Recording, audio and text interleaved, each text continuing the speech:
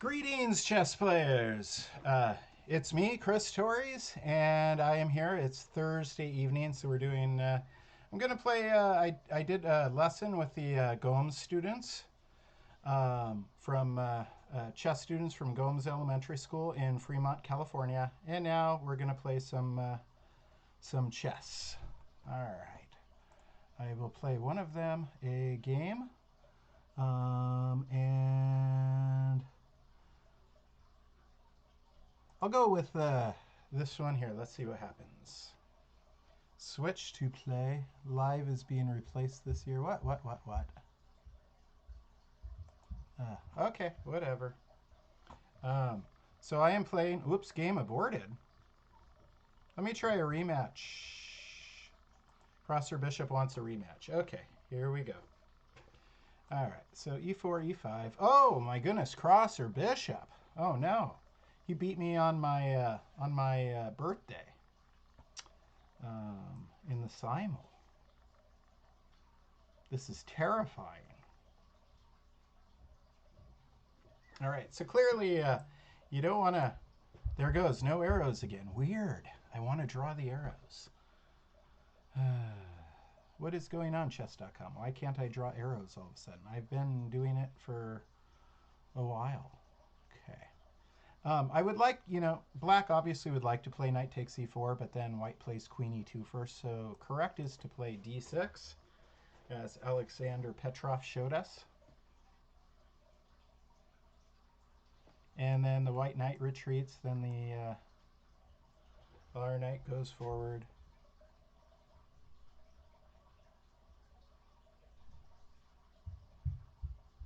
Ooh, the d3 line. Now that's interesting. That's interesting. Okay, so this gets very symmetrical. Normally white's going to play d4 and then we play d5, as we saw in the World Championship match games. But d3, it's a sideline.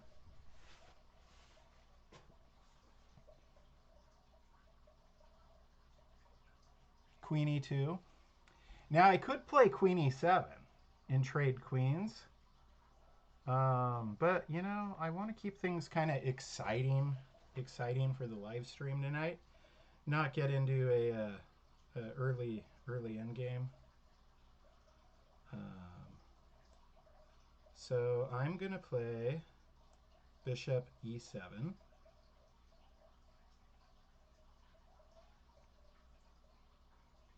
Castle. I wish I could draw my arrows tonight so I could let you guys know what's going on.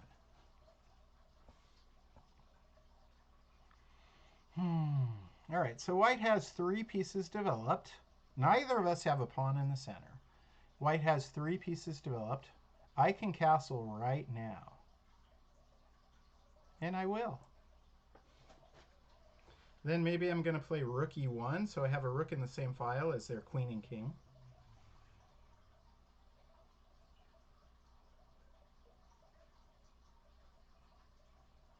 And I see somebody in chat speaking in Russian. I can speak a little bit of Russian, but I don't read it. So we are English only here.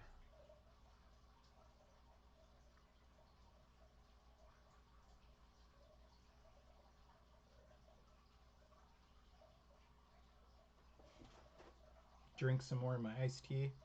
Dangerous, though.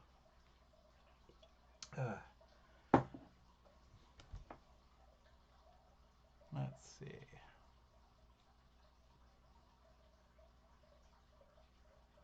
I'm gonna play. I could play h6 and threaten the bishop.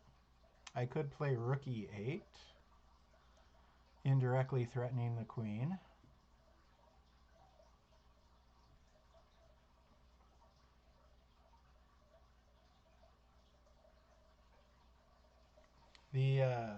The knight d5 is a possibility to jump in, so I could play pawn c6 just to stop that nonsense before it starts.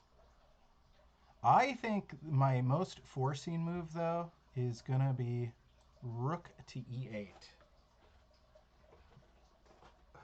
because it's indirectly threatening the queen and the king in the e file. Yeah, it really throws me off. I want to be able to draw the arrows. So my opponent castles queenside. So we will probably see, white advancing their pawns toward my castled king, and I'll advance my pawns toward, the basic pawn storm ideas.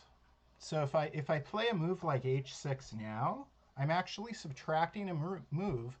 It takes white's pawns in the h and g file to reach my pawns. So I have to be mindful of that.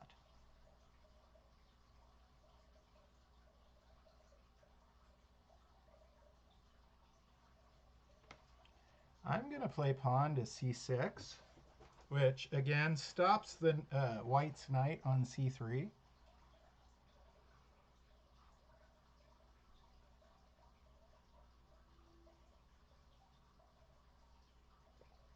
And white forms a battery. And that's a little worrisome because let's say, for example, the knight on f6 disappears, then they have two attackers indirectly threatening e8. So if bishop takes f6, bishop takes, queen takes e8, queen takes e8, rook takes e8, boom, end of game. So I have to be a little careful about such things. I'm going to go ahead and play bishop e6, put something right in the way. And then I'll probably play knight d7 and then b5. These, finish my developing with knight b to d7, and then pawn b5 starting my pawn storm. But Crosser Bishop is playing really good chess. So he's not going to make it easy.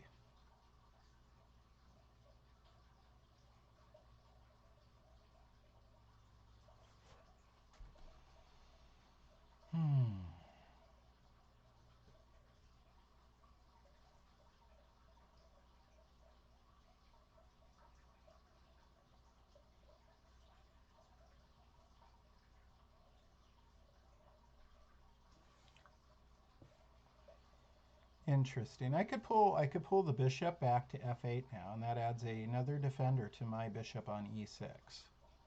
I could do that. Bishop e7 to f8.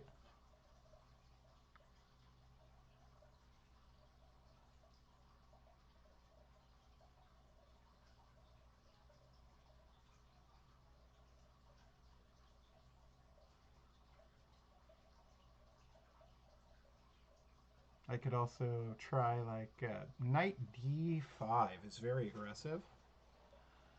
Knight d5 is actually threatening bishop takes b4 check. So bishop f8 would be more defensive, knight d5 would be more aggressive.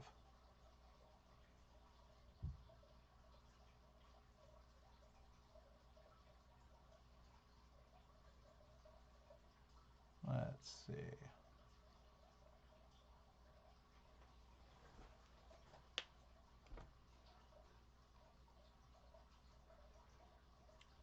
Checks, captures, threats. Always got to look at the very aggressive stuff. The checks, captures, and threats especially.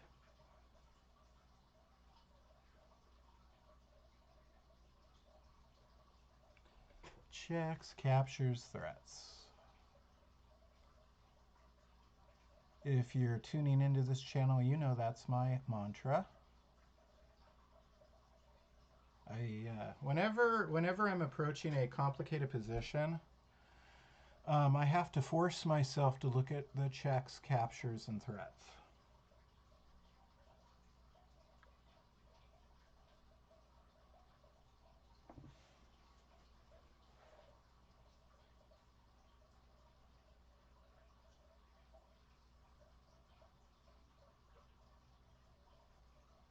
Another one that comes to mind. I got bishop f8, right? I'm starting not to like the knight d5.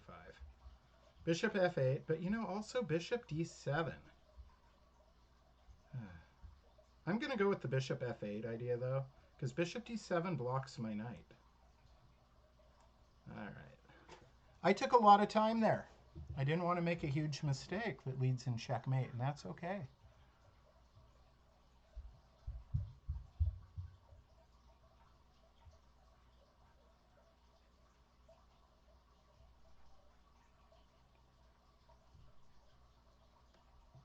All right, so knight takes.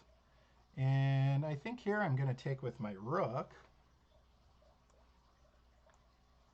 threatening the queen, threatening the rook behind it.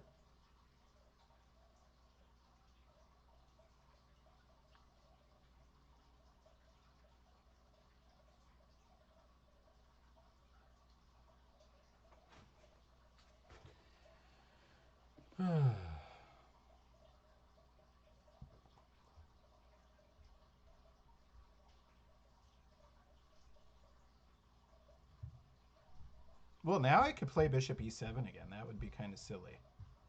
But rather than do that, I think I'm going to play knight d7. Get another piece.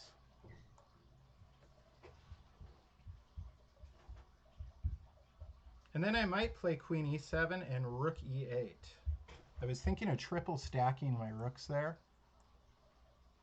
I have one less pawn to defend my king, but now I have the ability to maybe play d5 and e5 and control the center.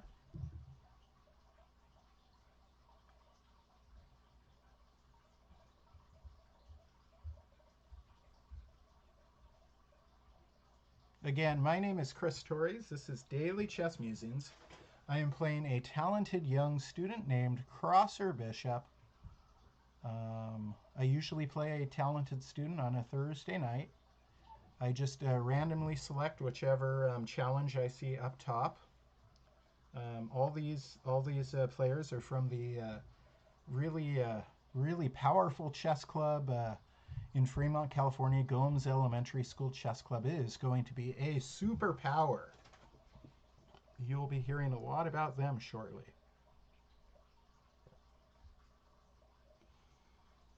All right, so that was a good move. Pawn d4 stops me from getting the d5, e5 ideas.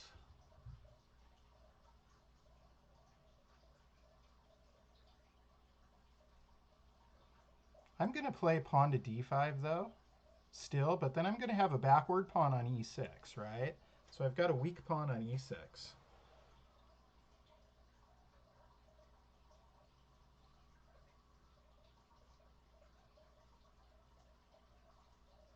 And now maybe I will play bishop b4 soon, pinning the knight to the queen.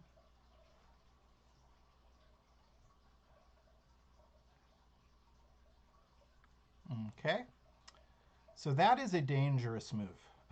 White has their pieces now coordinated for some kind of attack. I'm thankful that their knight, Crosser Bishop's knight, is way over there on c3 and my king's over here on g8. That's thankful.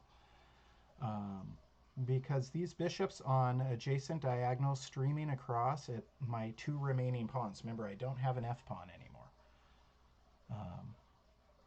That could get dangerous.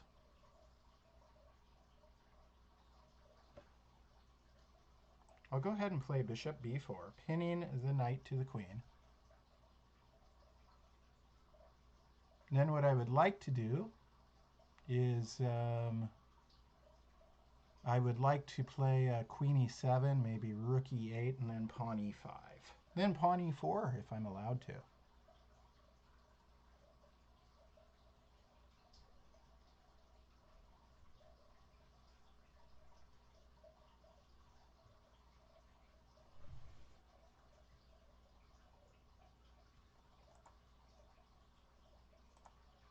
And I had a person commenting in the YouTube chat, you know, maybe drive this bishop away with the pawn. But see, if I'm advancing these two pawns, I only have these two to guard my king. And if I start advancing them, I'm going to get blown open.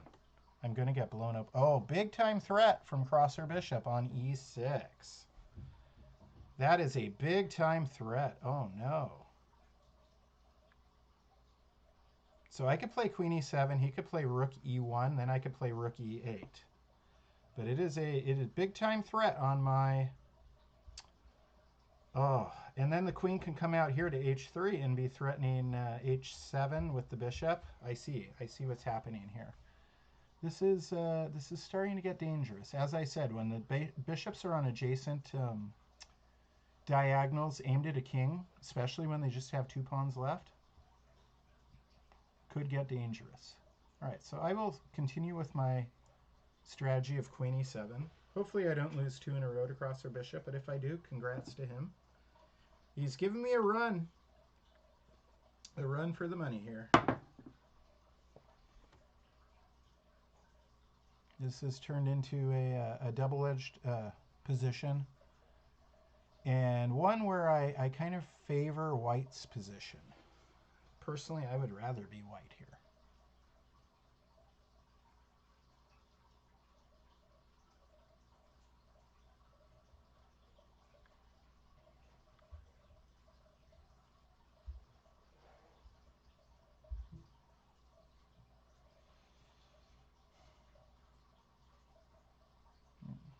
Okay, so the knight was no longer pinned, so it can move. And that was expected. That was expected. And now maybe it's going to join the party over here in the attack on these 2 remaining pawns. I have to be very careful about this. But I believe I can play e5 now. I believe I can just play e5. Let me double check it all. Checks, captures, threats. Checks, captures, threats. Looking at pawn to e5 right away. I think I have time.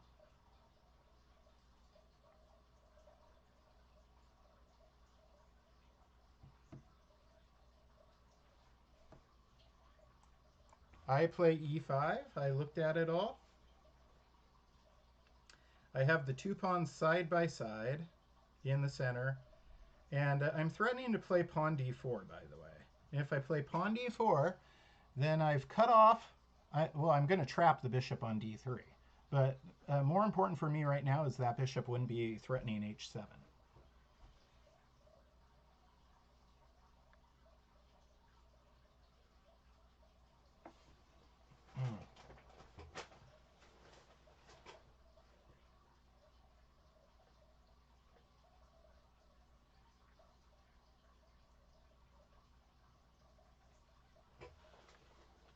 All right. And so that queen is threatening h7, which is very dangerous. Very, very dangerous. But now I can play. Now I can play e4, which is very happy for me. It traps the bishop, right? But the trapping, yeah, I'm going to win some material here. But the key was to get that e4 to stop the bishop from threatening h7. Interesting that the pawn storms didn't materialize. We castled on opposite sides. No pawn storm.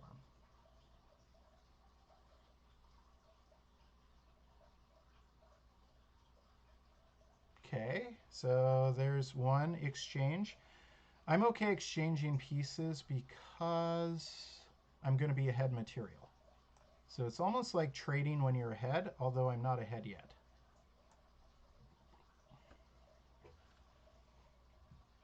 But I will be.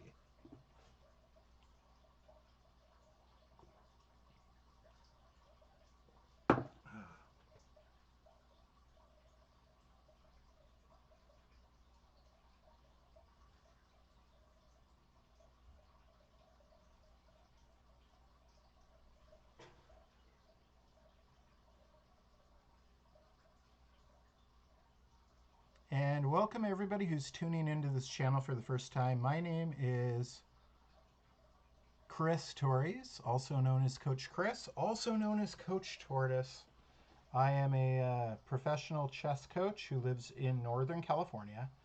I'm a USCF chess master in correspondence chess, United States Chess Federation chess master, and I've been teaching for a quarter of a century. I enjoy trying to make chess simple to understand. Should I take with my queen or my knight here? Taking with the queen exposes my queen, and you know a knight wants to move towards your opponent's king anyways. So taking with the knight is correct. And now the knight and bishop are teaming up on d7 nicely as well. Plus, I'm threatening f7 twice with a fork. Trying to make chess understandable for every... Ooh, that's a fork. All right, so check. That's a fork on the king and queen.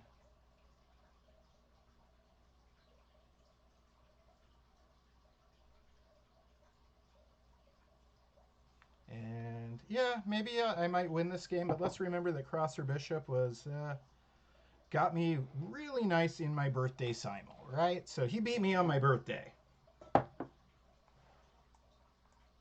Definitely a very talented young chess player, as are a lot of the players at Gomes Elementary School in Fremont, California.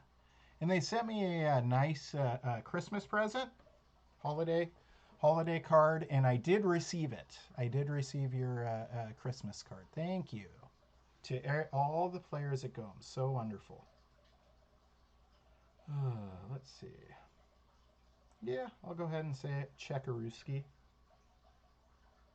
They could block with the pawn if they want. They could interpose with the pawn, but then they'll lose the G2 pawn. And now I need to get my rook on A8 in the game. To me, that maybe is more important than taking this pawn right now.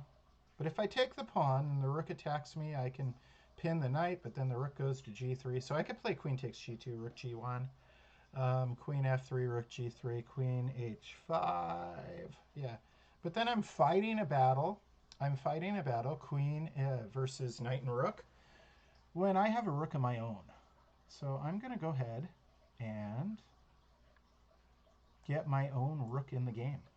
And I choose the F file instead of the open E file.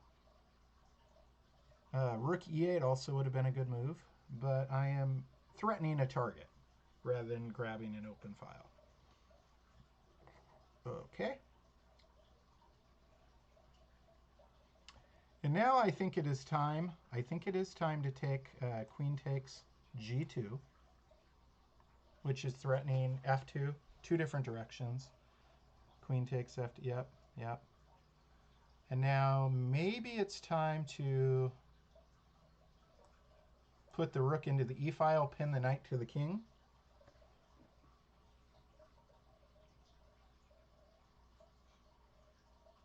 Petrov's defense, we started with Petrov's defense, and it was an interesting D3 line. A favorite of a student of mine from a long time ago.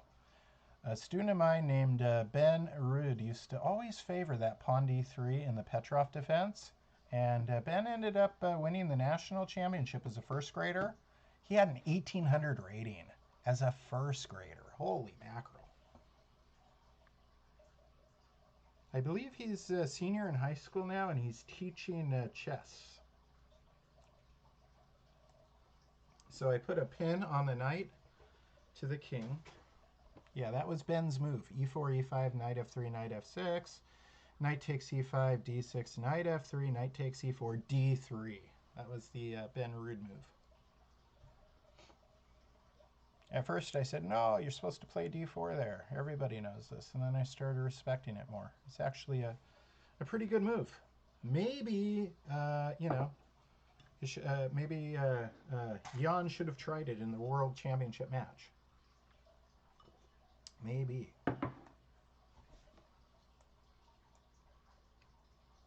And Rohit, I know what the time is. I will see you in 9 minutes for your lesson. Got a lesson with a private student of mine in another hotbed of chess, Dublin, California.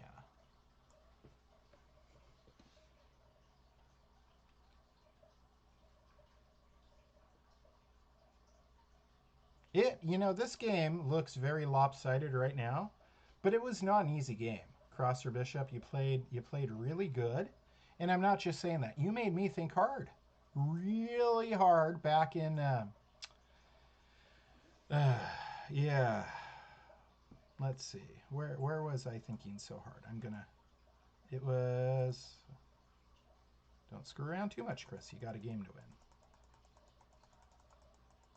And I don't know how much time I had on my clock, but it was. Oh, it was before that. It was. Yeah, right about here. I was feeling a little nervous. I was feeling a little nervous, right in here, and then I got that, and he needed to take, and he did not take. So he allowed me to push the pawn forward one more time, and that was a mistake. Okay,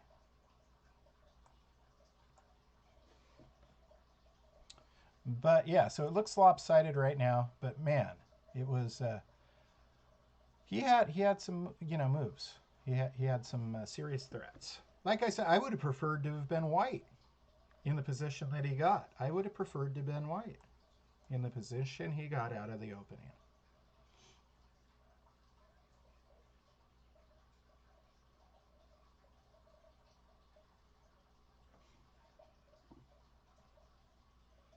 But it came down to tactics. Checks captures threats. I say it a lot. It is my mantra. I say it out loud because I'm saying it in my head. I'm reminding myself to I'm reminding myself that the important stuff. The important stuff.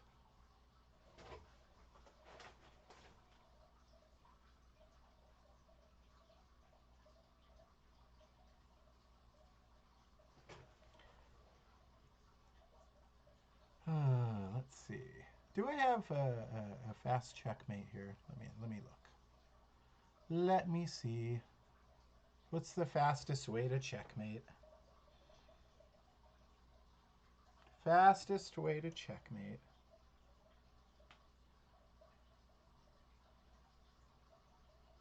I like to do things cleanly. I like to be a professional. Um, Queen C4 seems like the best move, but I think it could be it could be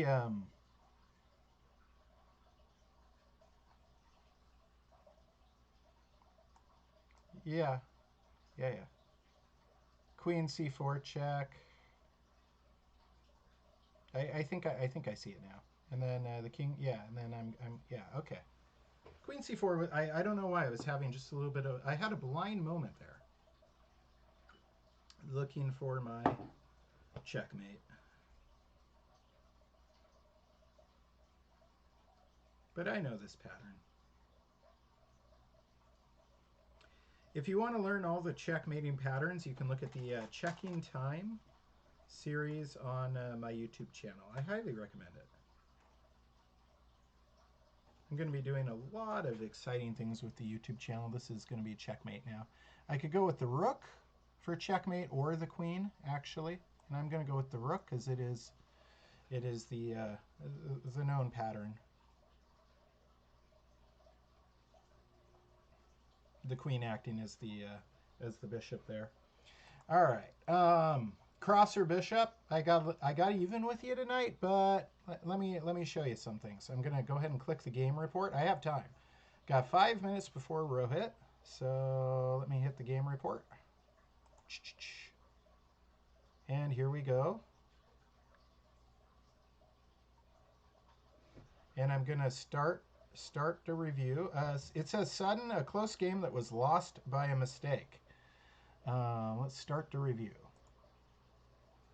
So we got a Russian game, and then there's the D3 move again. Um, that's that D3 instead of D4. And let's go ahead. I didn't. Going back a few moves, it skipped ahead a little too fast here. Um, I didn't want to give him the option here of trading queens. I didn't want to play the queen e7 and have. I mean, we could have gone into a prolonged endgame, and like I said, I have another lesson coming up, so I wanted to be more exciting. Castling on opposite sides. I thought we were going to have a pawn storm, and we did not. Bishop 8. The computer does not like bishop. You overlooked an opportunity to move away from an attack. Let's see what the computer wanted me to play there instead of bishop f8. I'm just curious.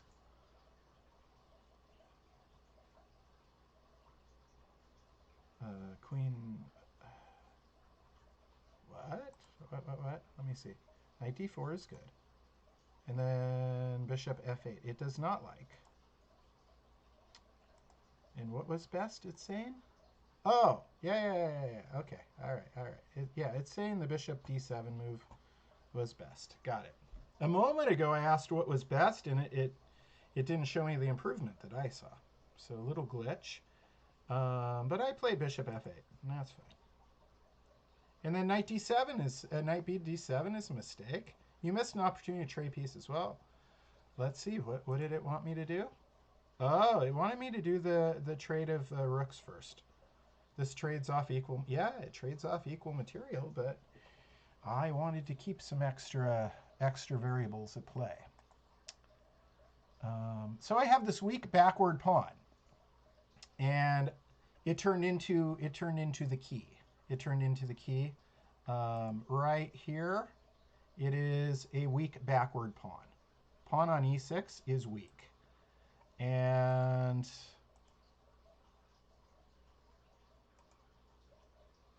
right here, huge mistake. Queen h3. Let's see what was best. Ooh, c3. So it wasn't even capturing the pawn. I thought he had to capture the pawn. c3. Let's take a look at the line.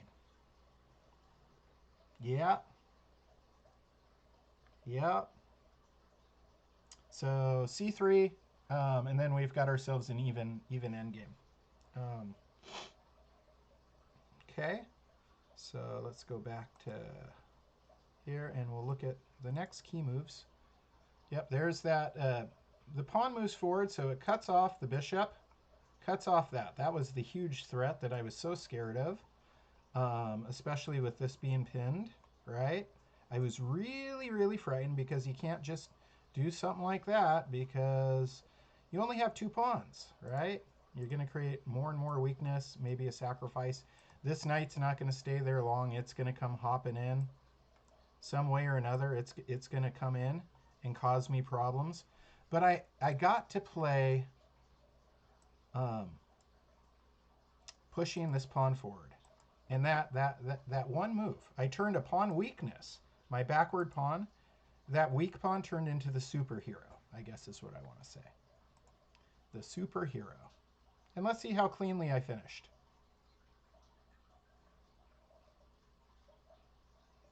Okay, yeah, it didn't find a problem with my technique at the end. All right, so I got to go teach my private lesson. Crosser Bishop, fun game, and as always, it was a good challenge. I'll play. We're gonna take a couple weeks off, I think, from Gomes, but I'll see you guys Thursday nights in the new year. And thank you again for the wonderful Christmas present, guys. I really appreciate it. And my name is Chris Torres. If you thought this was educational, something that you like, go ahead and give my channel a hit the subscribe button. Go ahead and hit the like button, and I will see you next time. Good night, everybody.